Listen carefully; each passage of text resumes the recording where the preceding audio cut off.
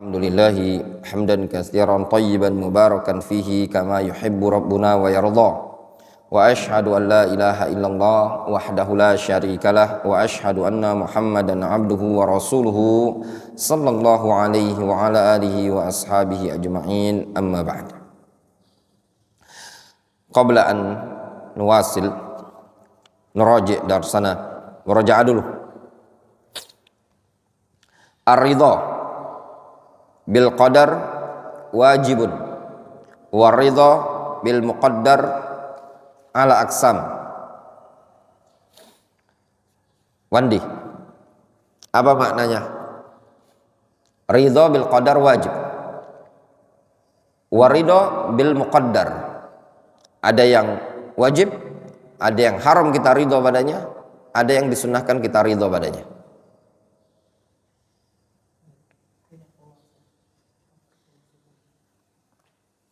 Ridho terhadap takdir itu ada beberapa tingkatan. Pertama, ridho sesuatu yang kita ridho terhadap ketentuan tersebut, seperti ridho terhadap syariat Allah Subhanahu wa Ta'ala. Itu hukumnya? Hukumnya wajib. Kemudian yang kedua, kita tidak boleh ridho terhadap ketentuan tersebut. Contohnya seperti ridho terhadap kemaksiatan yang hukumnya haram. Kemudian yang ketiga, ridho yang hukumnya ridho yang hukumnya sunnah. Seperti bersabar di atas ujian yang Allah berikan. Ya. Jadi ar-ridha bil muqaddar, ridha terhadap sesuatu yang ditakdirkan oleh Allah Azza wa Jalla, sesuatu yang telah ditetapkan oleh Allah Azza wa Jalla, ini terbagi beberapa macam. Yang pertama, ma yajibur ridha bihi, sesuatu yang memang kita diwajibkan harus ridha, seperti karidha bil wajib syar'an, seperti ridha terhadap perkara yang wajib secara syar'i. Ridho tentang diwajibkannya sholat, ridho terhadap puasa, ridho terhadap agama Islam ini tadi, ridho terhadap perkara-perkara yang wajib secara syar'i. Hukumnya apa? Hukumnya wajib. Sehingga seorang muslim diwajibkan, diharuskan untuk ridho terhadap agama Islam ini tadi. Yang kedua, ridho terhadap perkara yang diharamkan dalam syariat, seperti maksiat, kesyirikan, kekufuran, kefasikan, itu semua perkara yang diharamkan. Maka tidak diperbolehkan bagi kita ridho, tidak diperbolehkan bagi kita meridhoi kekufuran, kesyirikan, kemaksiatan. Hukumnya haram. Sehingga ridho bil kufri kufrun, ridho bil maksiyah maksiyatun. Yang ketiga, ma yustahabbu ar-ridha bihi, sesuatu yang disunnahkan kita untuk ridho. Kapan disunnahkan untuk ridho? Seperti terhadap musibah. Terhadap musibah. Musibah yang menimpa kita, kita disunnahkan untuk ridho. Yang wajib bagi kita sabar. Orang yang tertimpa musibah ada beberapa kondisi. Terkadang dia al-jaza, tasakhut, keluh kesah. Terkadang dia bersabar, itu hukumnya wajib. Terkadang dia ridho, itu hukumnya sunnah. Terkadang tingkatan yang paling tinggi lagi adalah asyukru, bersyukur ketika dia mendapatkan musibah. Ini tingkatan yang tinggi. Kemudian maratib al-iman bil qadar, tingkatan beriman dengan takdir. Ada berapa, Ahmad?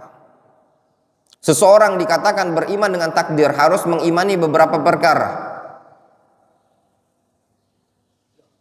Apa tiga itu?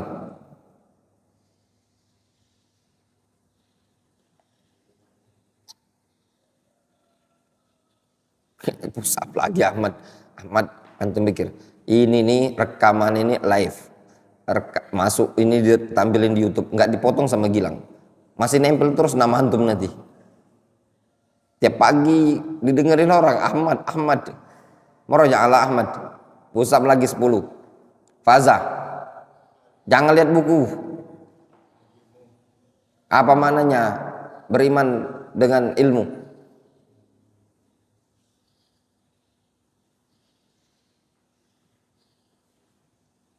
Maknanya apa?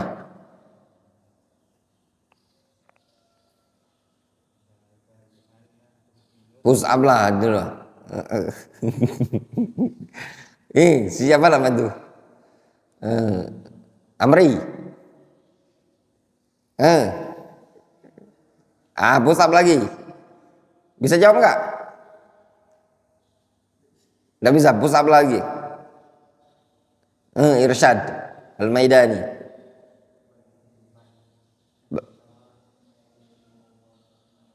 Ya. Ya. Ya.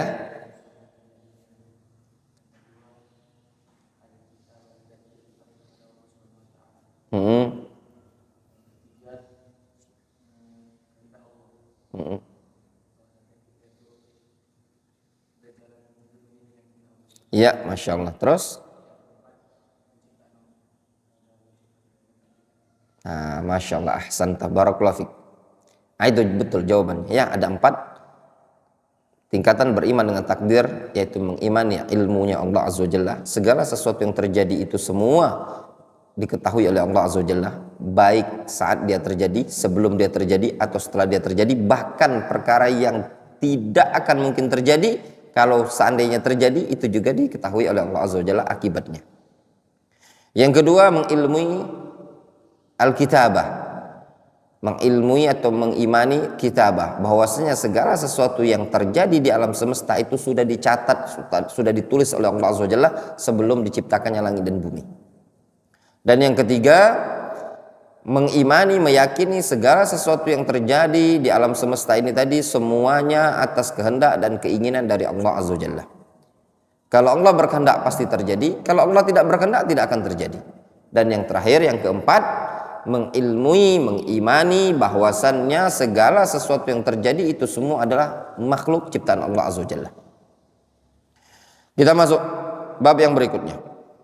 Faslun fi syahadati alla ilaha illallah arkanuha wa syurutuha, atau arkaniha wa syurutiha wa nawaqidhiha.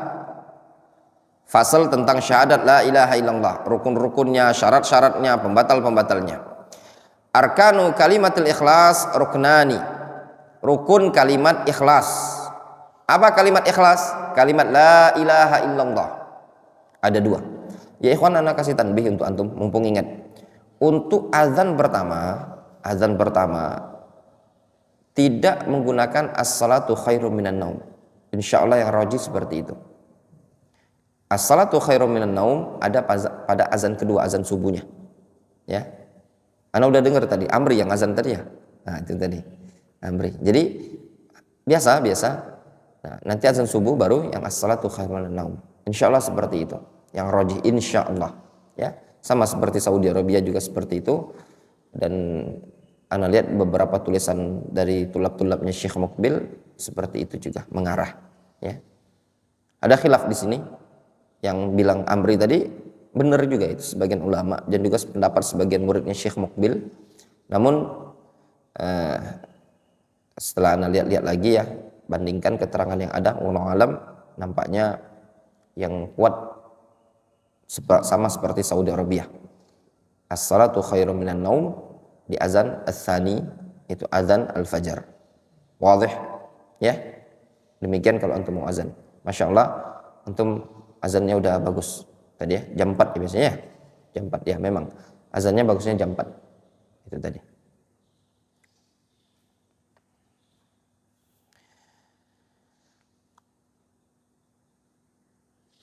Sama di Yaman juga 2 kali azannya, 2 kali. Azan pertama itu asrama sudah kosong. Jadi pas itu kami bangunnya azan kedua, capean sekali. Di Syabuah. Darul Hadits Syabuh, Atak Madinatus Salam.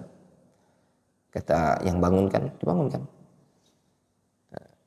Katanya al-qiyam fil adzanil awal. Ya. Akinnakum duyuf indana ini. Natrukukum ila al-adzan ats-tsani.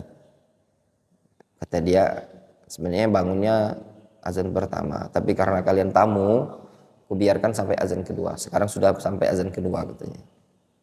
Ya. Seperti itu. Arkanu kalimatil ikhlas, ruknani. Rukun kalimatul ikhlas, ada 2 rukun. Apa kalimat ikhlas? Kalimat la ilaha illallah. Yang pertama, an-nafyu fi la ilaha. An-nafyu fi la ilaha. La ilaha. Itu an-nafyu, peniadaan. An-nafyu artinya peniadaan pada kalimat la ilaha. Al-isbat fi illallah. Sedangkan al-isbat pada lafaz illallah. Sehingga ada 2 rukun pada kalimat al-ikhlas. Pada kalimat tauhid, pada kalimat la ilaha illallah terdapat 2 rukun. Apa 2 rukun tersebut? An-nafyu wal isbat. Pada lafaz la ilaha, an-nafyu, peniadaan. Pada lafaz illallah, al-isbat. Maknaha, adapun maknanya, la ma'buda bihaqqin illallaha. Boleh antum baca illallaha, boleh antum baca illallahu. La ma'buda, tidak ada sesembahan bil haqq, dengan benar, illallah, kecuali Allah azza wajalla. Wattikhadhu ghairillahi ilahan wa ma'budan min abtalil batil. Menjadikan selain Allah sebagai ilah dan sesembahan termasuk kebatilan yang paling batil. Sehingga orang-orang yang menyembah kepada selain Allah, orang yang meminta kepada selain Allah, tatkala dia meminta perkara-perkara yang tidak dimampui kecuali hanya Allah azza wajalla, itu merupakan kebatilan yang paling batil. Fallahu huwal ilahul haqqu wa ma ya'buduhul musyrikun min dunihi huwal batil. Dialah Allah azza wa jalla al-ilahul haq, sesembahan yang hak. Dan segala sesuatu yang disembah oleh kaum musyrikin dari selain Allah azza wa jalla huwal batil, itu adalah kebatilan. Ada orang menyembah patung, ada orang menyembah pohon, ada yang menyembah kuburan, ada yang menyembah berhala, ada yang menuhankan Isa alaihissalam, ada yang menuhankan Uzair, dan yang semisalnya itu semua sesembahan yang batil, tidak dibenarkan. Ya, yang benar sesembahan hanya Allah azza wajalla. Qala Allah subhanahu wa ta'ala, dzalika bi anna Allah huwal haqq wa anna ma yad'una min dunihi al-batil wa anna Allah huwal aliyyul kabir. Demikianlah bahwasannya Allah subhanahu wa ta'ala adalah sesembahan yang hak, dan segala sesuatu yang mereka sembah dari selain Allah adalah batil. Wa anna allaha huwal aliyul kabir, dan dialah Allah azza wa jalla al-ali al-kabir.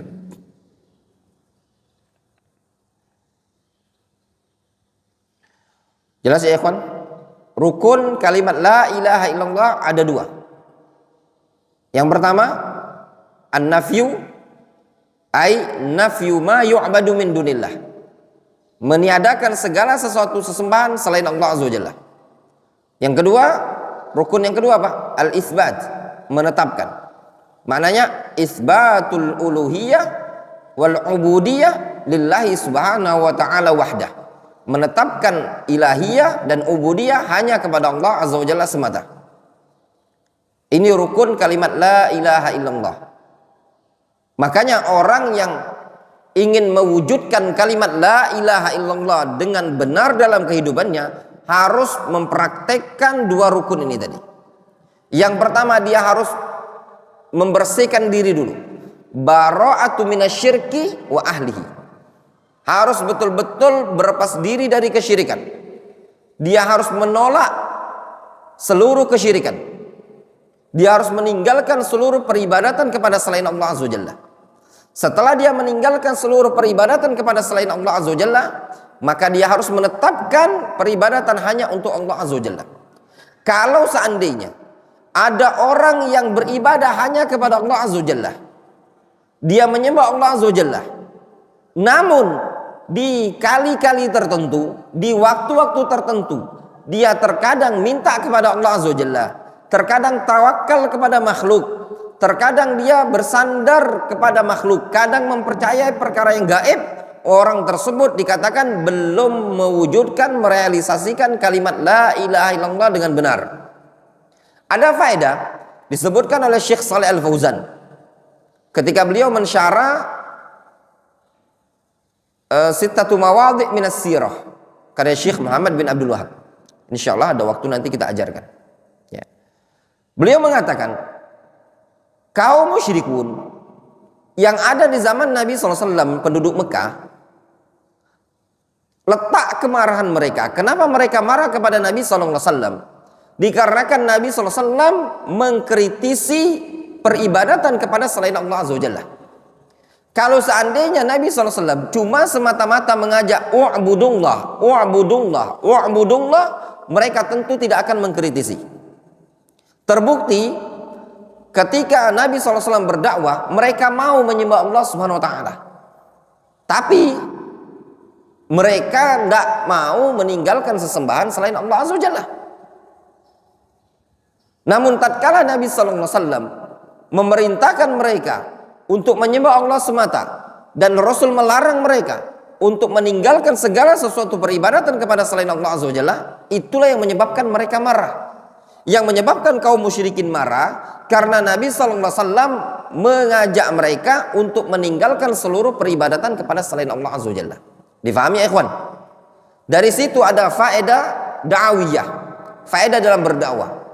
Ya ikhwan, dalam berdakwah bukan terkait dengan penampilan kita, bukan terkait dengan gaya ngomongnya kita, tapi yang terpenting dalam dakwah, yang menyebabkan orang menolak dakwah kita adalah apa yang kita sampaikan.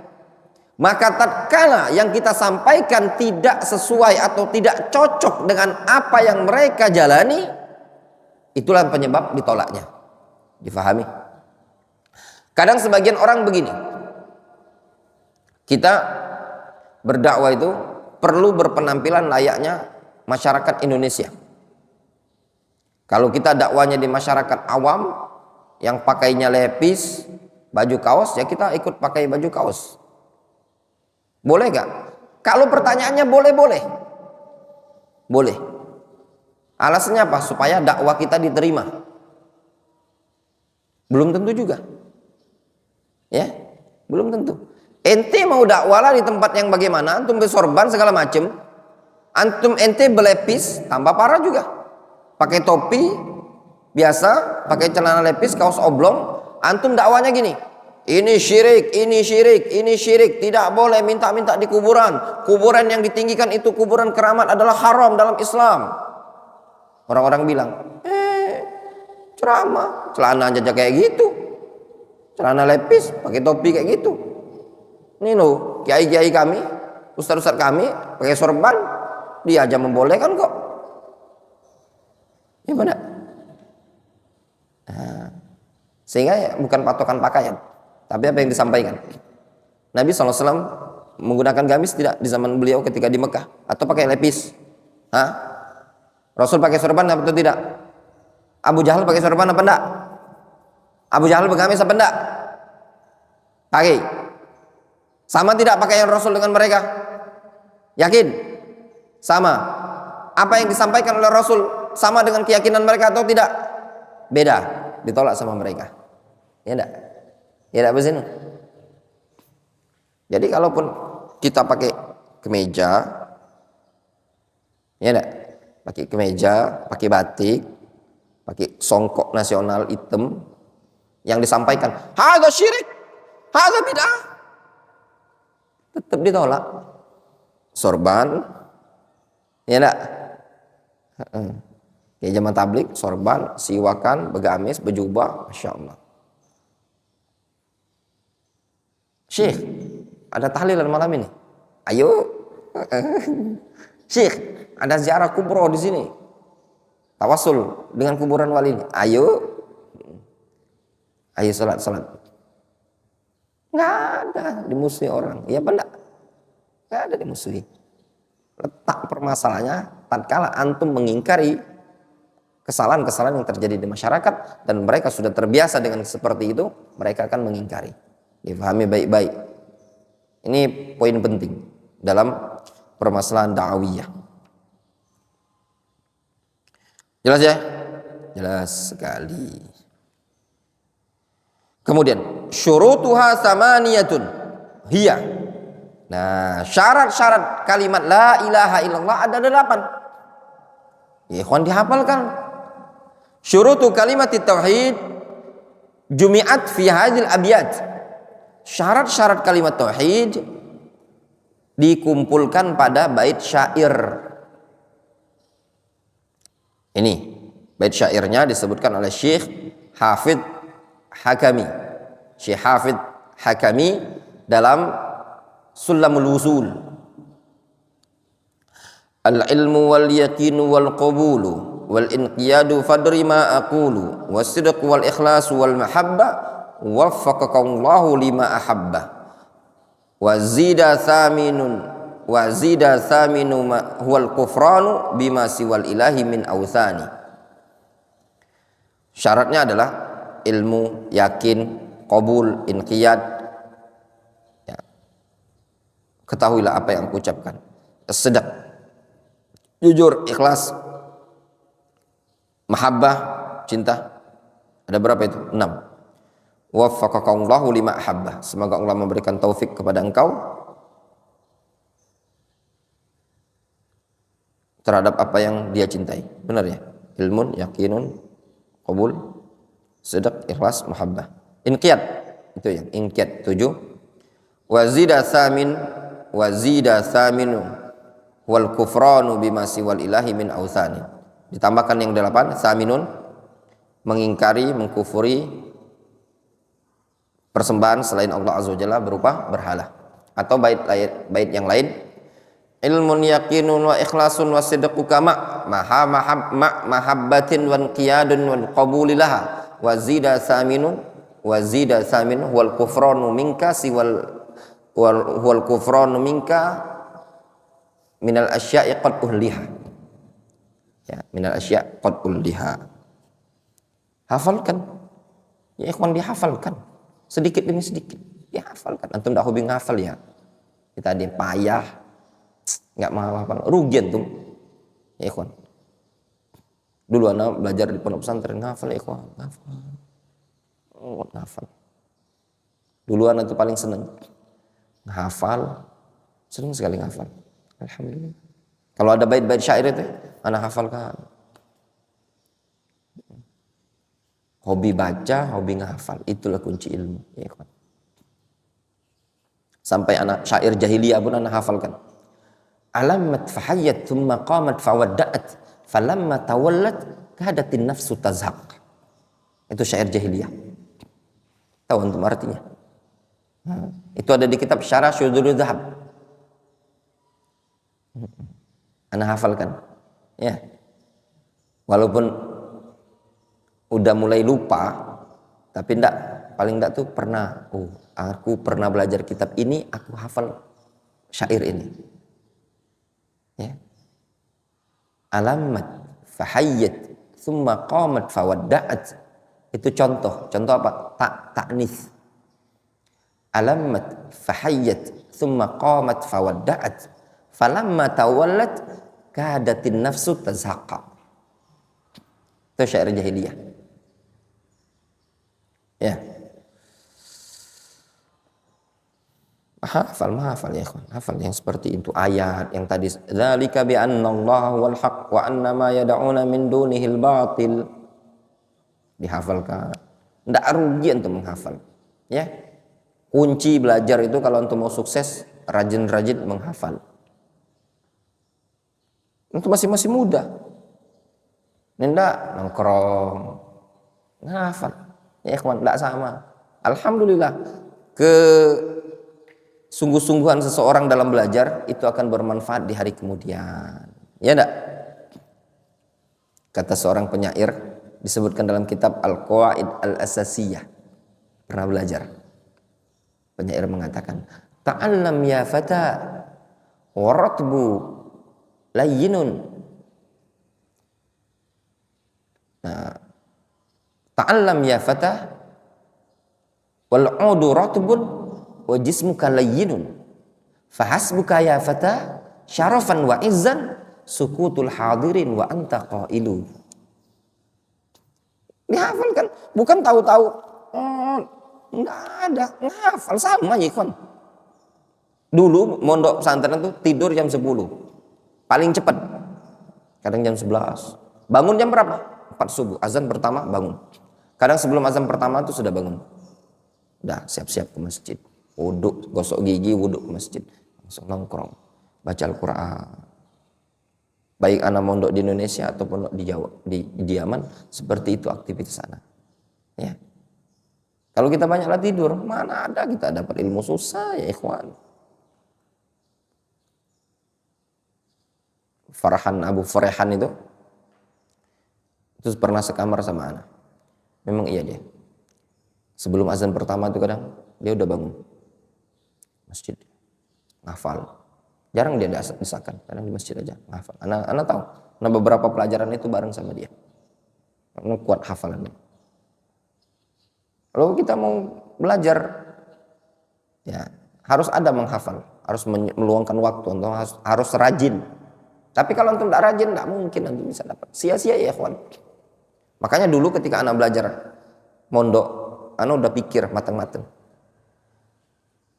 Anak ini mondok, anak belajar agama, anak belajar di pondok yang tidak ada ijazah. Bagaimana anak pulang ketika anak tidak ada ijazah? Anak harus buktikan kalau anak punya ilmu. Gimana caranya? Ya antum buktikan dengan cara belajar. Orang akan percaya dengan antum kalau antum punya kemampuan ilmu. Seperti itu. Makanya seperti ini antum hafalkan sedikit-sedikit, dihafalkan. Syair, ayat Al-Quran, hadis. Ada waktu luang, dihafalkan. Jangan sudah waktu luang itu tadi antum manfaatkan tidur. Antum murojaah sama antum, murojaah. Dihafalkan. Sayang loh masa mudanya antum. Ya ikhwan, ana bilang sama antum, ya tullabul ilm. Sayang sekali ya ikhwan.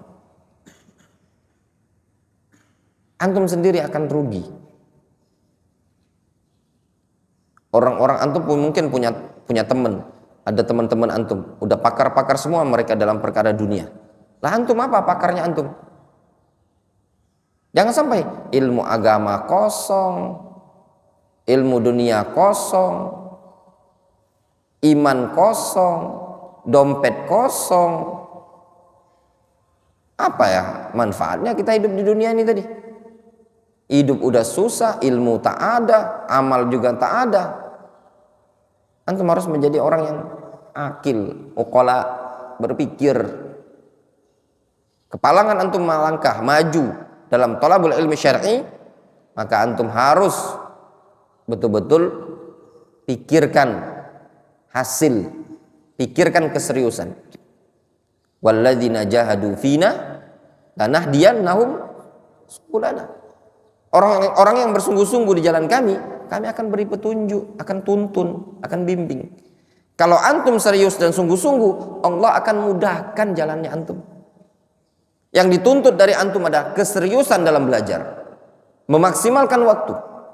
Ada pelajaran-pelajaran, tidak ada ustadz, antum murojaah, antum baca bukunya antum.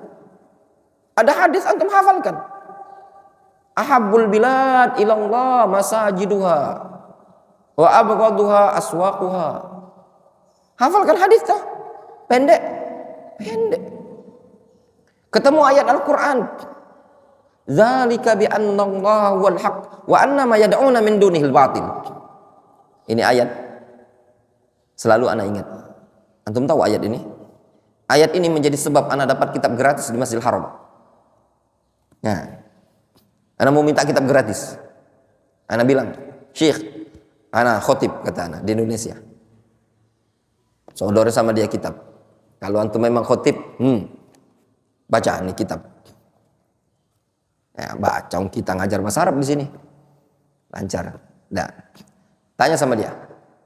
Aina Allah fis sama. Mad dalil Ar-Rahman 'alal 'arsy istawa. Ar-Rahman istiwa di atas arasy. Ma makna istiwa? Ana jawab, al-istiwa maknahu kama qalahu al-Imam Ibnu Qayyim rahimahullah taala ala wartafa'a wasa'ida wastaqarra. Ya, itu dari dia. Kemudian dia tanya lagi. Ma makna kalimat la ilaha illallah? Ana jawab, la ma'budu bihaqqin illallah. Mad dalil? Dzalika bi anna Allah wal haqq wa annama yad'una min dunihil batil. Waktu itu anak berdua. Ya, sama orang Jazair. Kata Syekh itu, hadalah hadiah. Yang Jazair dia bisa baca kitab. Anta da'i? La. Lakin ana darastu inda Syekh fulan, dia bilang. Ikra, baca aja.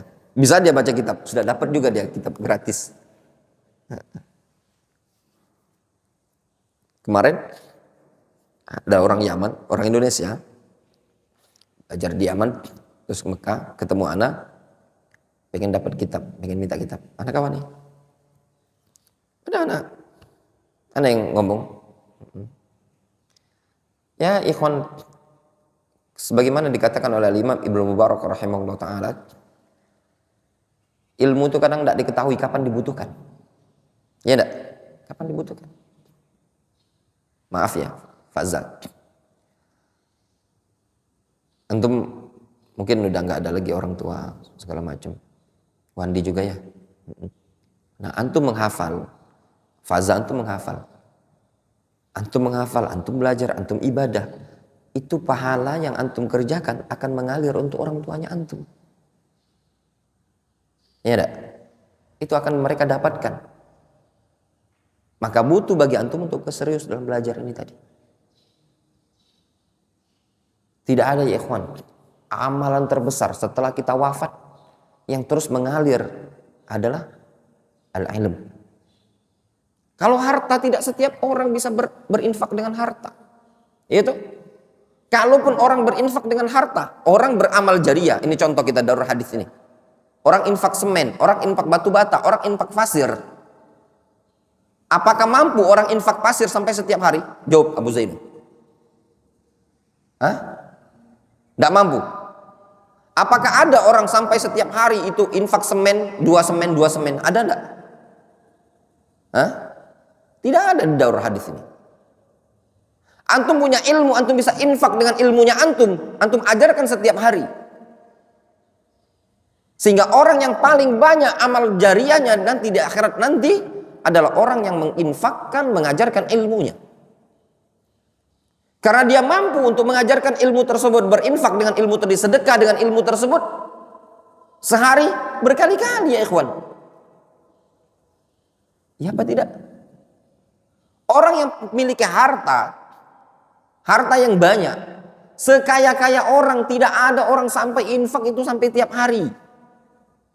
Difahami? Apalagi sehari sampai 5 kali, itu tidak ada.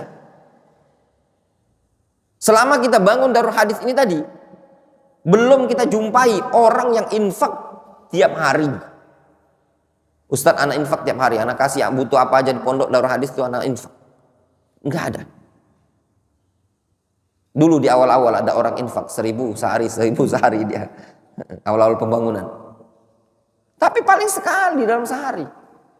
Kalau antum punya ilmu, antum bisa bersedekah dengan ilmunya antum. Ada yang bertanya, antum jawab. Antum mengajar. Jika antum ikhlas, berapa amal soleh yang bisa antum dapatkan? Ya toh? Amal jariah ya ikhwan yang terus mengalir lebih afdol dibandingkan harta. Kalau harta, antum infak dengan harta. Antum beli semen 10 untuk darul hadis pembangunan. Dah, kelar. 1 terporos pada tempat tersebut. Dimanfaatkan untuk kaum muslimin, antum akan dapat amal jariah. Ya toh? Tapi ilmu akan lebih besar lagi kemanfaatannya. Antum ajarkan ke Wandi, antum dapat amal jariah. diamalkan sama Wandi. Wandi ngajarkan kepada orang lain ngajarkan lagi, terus. Oleh karenanya Nabi kita Muhammad SAW tidak butuh untuk dikirimi Al-Fatihah. Kenapa? Karena dia sudah banyak amal saleh. Kita dituntut dan dianjurkan untuk bersalawat kepada Nabi, bukan ngirimi Al-Fatihah. Difahami? Jelas? Kata para ulama, yang dianjurkan adalah bersalawat kepada Nabi. Sudah salawat saja.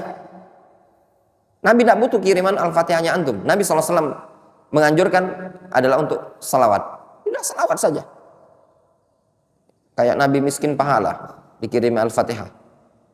Inti ini jangan-jangan butuh doa dari orang lain. Nabi SAW cuma menganjurkan untuk salawat. Ya sudah salawat saja kepada Nabi SAW.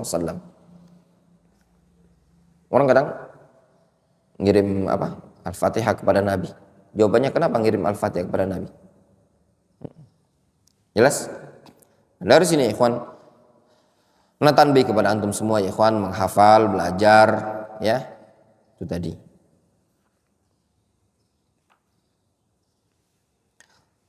Wallahu taala a'lam bishawab. Mungkin kita cukupkan dulu sampai di sini ya. Ana musafar naktafi bihadzal qadar.